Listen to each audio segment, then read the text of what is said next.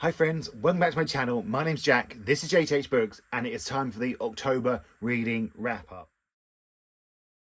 Friends, I am pleased, I am thrilled to tell you the reading is back. I am back, baby. Dance break.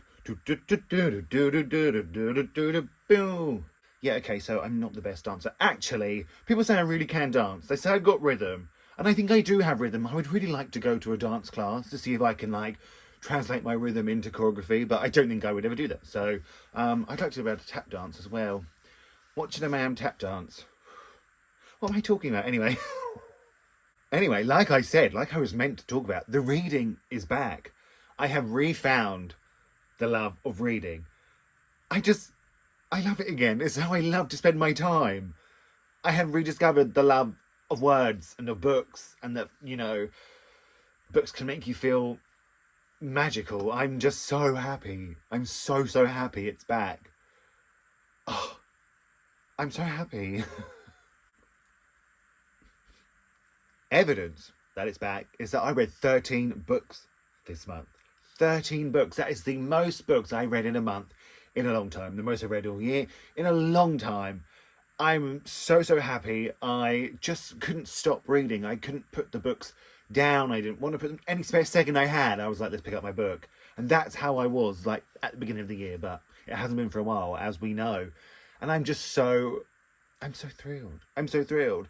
Now, I'm not saying it was a totally successful month altogether, but even when I wasn't loving the books, I was still enjoying the act of reading, and I think that's really important. So we've got 30 books to get through, so I should stop waffling on about tap dancing and let's talk about the books.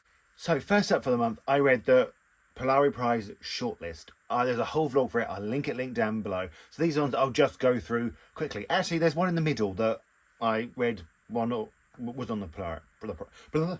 Actually, there's one in the middle that I read that was on the prize. So we will also discuss that one in the middle. So don't skip ahead too much. But first up this month, I read Blue Hunger by Viola Di Grado, translated by Jamie Richards. Now, in this, we follow a woman whose brother has died, and she follows out his plans to travel to Shanghai, where she meets a woman, and they have a relationship. I enjoyed this one. It was probably my... Oh no, I'll let you watch the vlog. I didn't say if it was my favourite or not. I enjoyed this one. I really like some of the writing in it. I thought it was really written beautifully at times, especially towards the beginning. I was like, yeah, this could be a favourite. But I think I really struggled with the relationship between the two characters in this and the reasoning as to why, and it sort of detracted from my believing in it. So that didn't really help this book. But like I said, the writing at some points was absolutely brilliant. I remember even in the vlog, I read a quote to you from this because I really did like the writing. Next up, I read Killing Jericho by William Hussey. I borrowed this from the library. I need to take it back. In this, we follow Jericho, who has just come out of prison because he was a police officer working on a case where 3 small children were set on fire, and he didn't catch the killer, even though he knew who the killer was. He beats them up. So when he comes out of prison, he's lost his job. He returns to the carnival, the fairground where he was raised, and chaos ensues. There's an old sort of way of killing carnival folk, and that starts to reappear, and he has to figure it out. I'm glad I borrowed this from the library because I didn't love it. It's never going to be my kind of book. I don't like this kind of story. I don't really particularly want to read this kind of story. But yeah, no, it wasn't for me, this one. I have to say, I just didn't care. The only thing I sort of cared about was his old boyfriend comes back, and you sort of think, oh, is he back in a good way or a bad way? Is he involved in it? That's the only thing I was like, oh, is he not? But other than that, it's just not a story for me. But I speak more in depth about it in the vlog. And then I read Hard Drive by Paul Stevenson. I always do that because, look, Catherine. This is a book of poetry talking about grief, really, at its core, and what it means to lose someone. And I think there are some really brilliant poems in this. It was quite moving. I really liked the detail that went into about the grief and the and the loss and just everything that entails. Like, it just so much goes on, doesn't it, when you lose someone. Things before you've lost someone you can't even imagine you have to deal with. So I think it handles that really, really well. There's some really beautiful poems in here. And I love that this prize is sort of so eclectic like that you get poetry and non-fiction and everything. I think it's brilliant. And then in the middle of all this, I was listening to The Centre by Aisha Manazir Siddiqui. And in this, we follow a woman whose boyfriend can suddenly speak languages. And he tells her the secret of the centre, that you go there and you can learn things really, really quickly. And then for our character, it becomes more than that. She just can't stop at the sort of being a participant at the centre. She has to know more. She wants to be involved.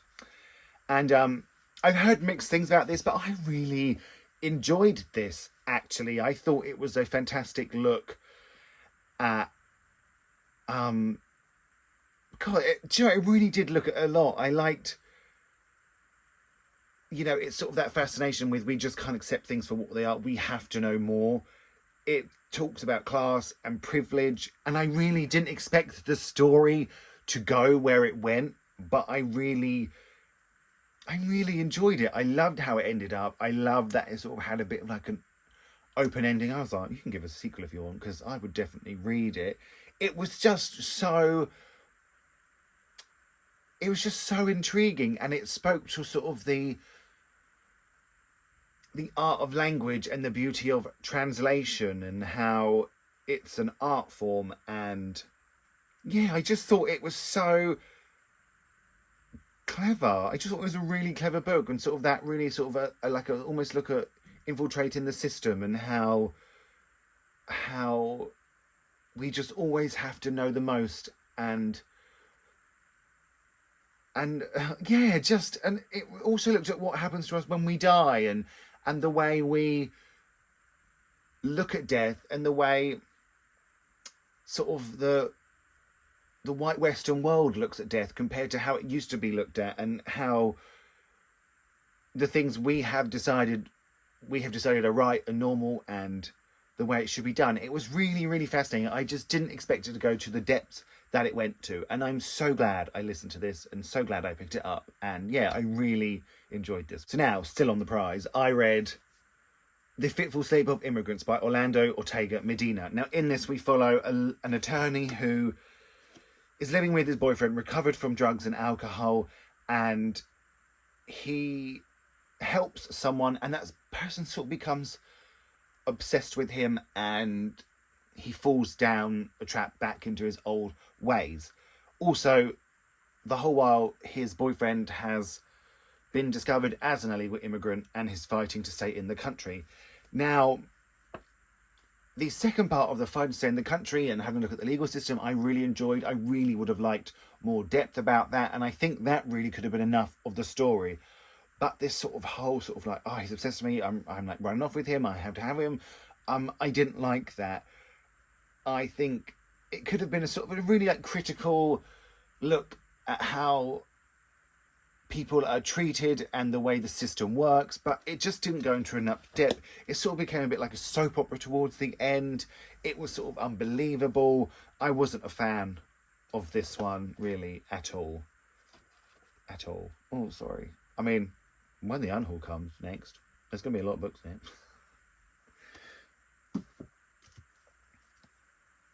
And then for the prize, we had 40 Lies by David Shenton. This is a comic book about... Well, I think it's stories, right? I can't remember. It's sort of...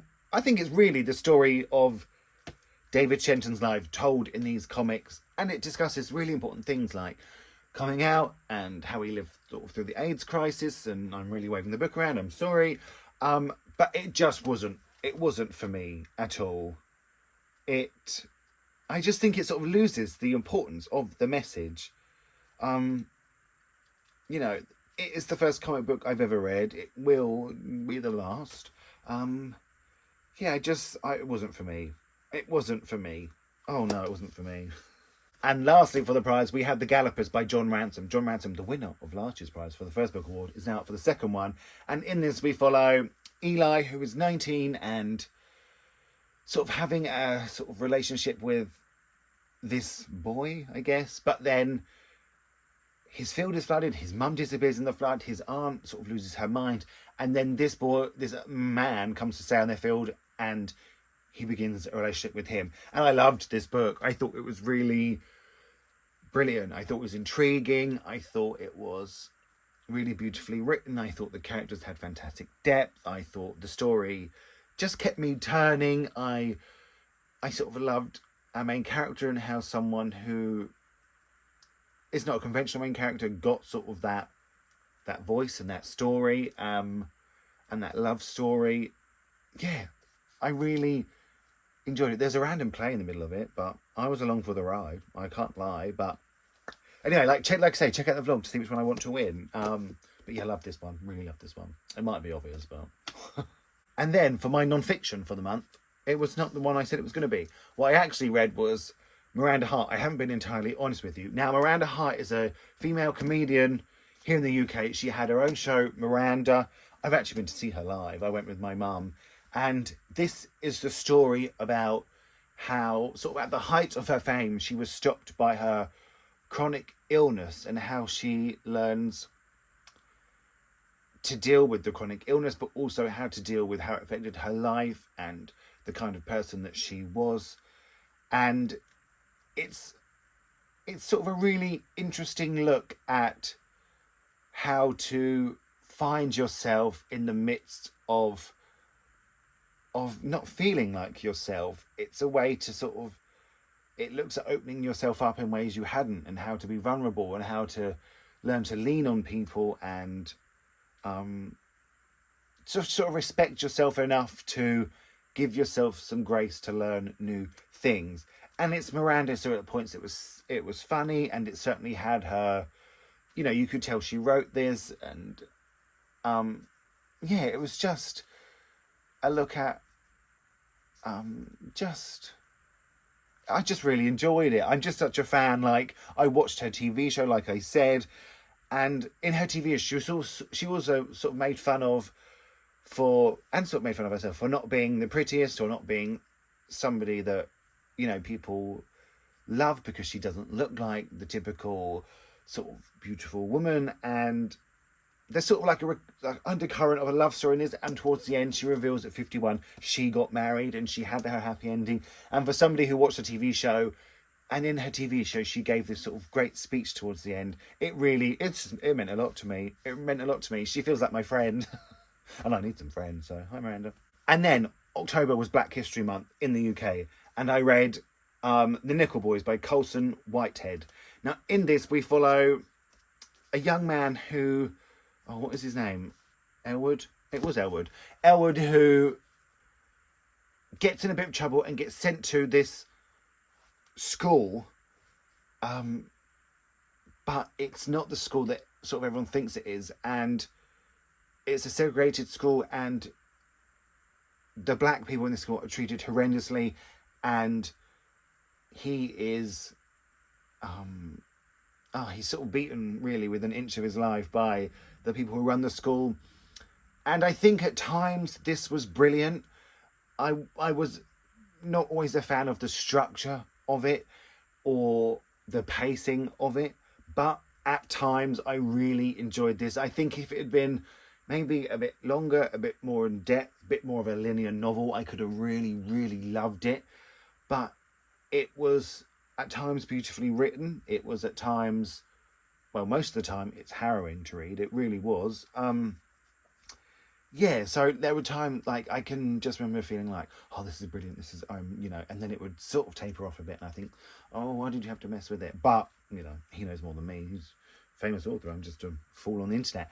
But, yeah, it was good. It could have been great. Next up, I read the book you're voted for the month. I will link the vlog down below the link. Oh, yeah, link the link. Yeah, it made sense, kind of. It is The Mercies by Kieran Millward Hargrave. In this, we follow Maren, who... Is her name Maren? It is. When I read a lot of books, I forget their names. We follow Maren, who... What does she do? There is a storm. All the men on the island disappear, and it's left for the women to fend for themselves until this commissioner comes along and sort of destroys the the almost peace they have found. I will link the vlog down below. Oh my god, he said link again. I will link it down below. Check that out. But I really enjoyed this book. I think it's a fantastic look at colonialism and sort of religion and the extremists of religion, and it was sort of a moving queer love story too, and it was witchy and it was spooky, but it had a lot of in-depth thing. Like I said in the vlog, I think she just really knows how to write a story. She gets enough character depth in there for me. She gets enough plot. She gets enough story arc. She gets enough description. She gets enough beautiful writing. I'm not saying it's like a favourite of the year, but it is one I really enjoyed. I've read both of her novels now, and I have enjoyed them both. I said that really strangely. I have enjoyed them both. Like a robot almost. And then the reading was going so well, I'm still carrying on, but I didn't know what to read. So I sent a picture to my bestie and I said, can you pick a book for me? And she chose Solomon's Crown by Natasha Siegel. And I will just say she chose it because it had a crown on it. You know, there was no in-depth thought really to it. But what she didn't know was this was one of my 24 books for 2024. So I was very happy. And in this we follow Philip, who has been sort of crowned the King of France, and he has to do politics with sort of the third son, maybe, of his name's Richard, and he ends up becoming the King of England, and romance ensues. What I wanted from this, I wanted it to be not too romance, and, you know, give me some story, give me some politics, you know, give me sort of the vying for the crown and all that. And it did just that, but I didn't really enjoy it. I got what I wanted, and I didn't really enjoy it. I enjoyed the sort of the first, like I slept around my friends the night she chose this, and I couldn't sleep, so I was reading it while she was in bed. And, well, she was lying next to me, and I had the light on, and I was like, don't look. I sort of enjoyed the first 80 pages, and then I didn't believe in their love particularly. I believe they wanted each other. I believe they wanted to get jiggy with it. I believe they wanted to do some boinking. But I didn't believe they loved each other at all. And then, unfortunately, when they did sort of get it together and wanted each other, normally I'm like, yeah, I don't need to read that. But I wanted to read it. It needed it. It really did need it. And then when it did become about like the politics of the time, I didn't really care. I didn't care. I didn't care who was king. I didn't care what land they were fighting over. I didn't care about Richard or his dad. I just didn't care. I didn't care. It's disappointing, really, because I could have loved it, but it ended up being a bit of a flop for me. Sort of. Would I recommend it? I don't know. If you like a political book, then yeah, sure, go for it. And then I read The Vegetarian by Han Kang.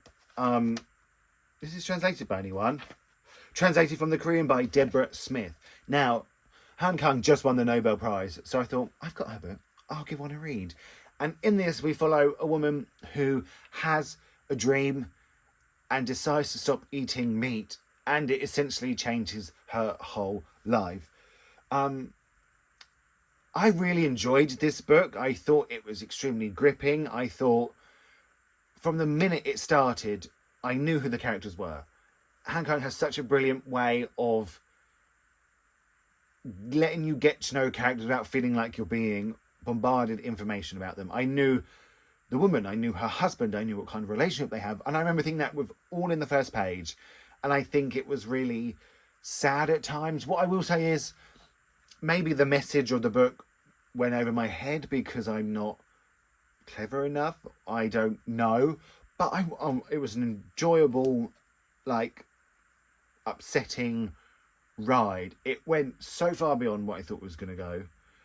It shows sort of how to, you know, it shows people being taken advantage of when they're at their lowest, and how you can recover from that and how you deal with that. And yeah, like, I can't really say anymore because like I'm not really clever enough for it, but it's certainly a book I won't forget for a long time. It was sort of shocking, and you're sort of almost reading it through like squint, like, oh my god. But yeah, it was an incredible book. And lastly for the month, I know, are you glad we're at the last one? I read Unsettled Ground by Claire Fuller.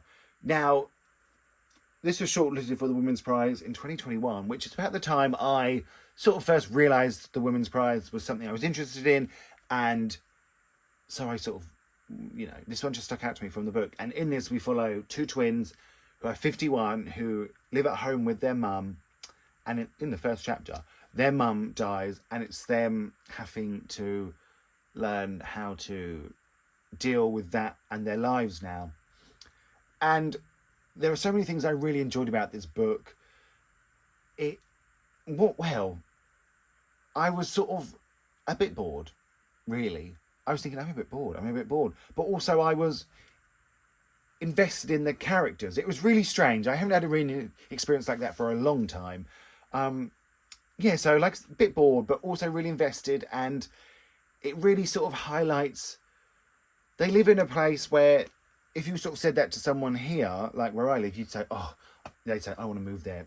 Absolutely beautiful. Like, it just seems like a really idyllic life. And this shows that it's not. They're living in rural poverty.